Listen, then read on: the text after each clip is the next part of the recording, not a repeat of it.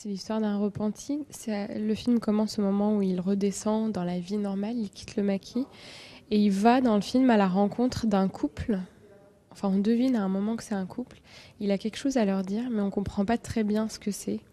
Et c'est ce chemin que vont faire ce couple avec ce repenti qui a un secret à leur livrer. Ou en tout cas, une proposition à leur faire. J'ai pu voyager beaucoup, vraiment beaucoup avec ce film dans différents continents, dans différentes villes. Et partout, il y a eu toujours une réaction dans les salles de cinéma qui était assez ressemblante. C'est à la fin du film, il y a un grand silence, ensuite un moment d'émotion, et ensuite les gens applaudissent, puis commencent à poser leurs questions. Il y a toujours eu ce silence après.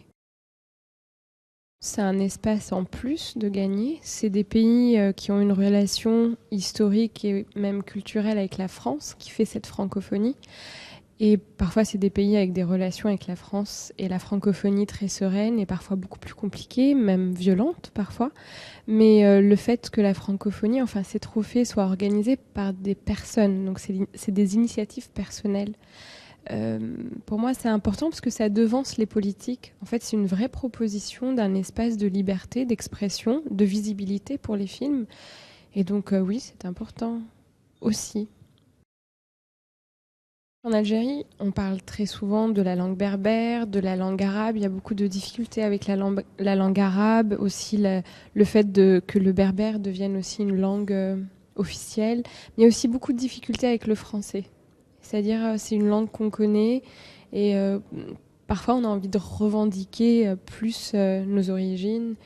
Et pour moi, que ce soit l'arabe, le berbère ou le français, c'est vraiment nos langues. Et quelle chance! Mais quelle chance de pouvoir switcher dans une même phrase entre ces trois langues.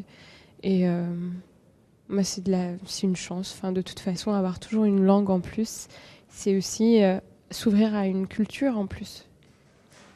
Et c'est en tout cas très important pour les acteurs.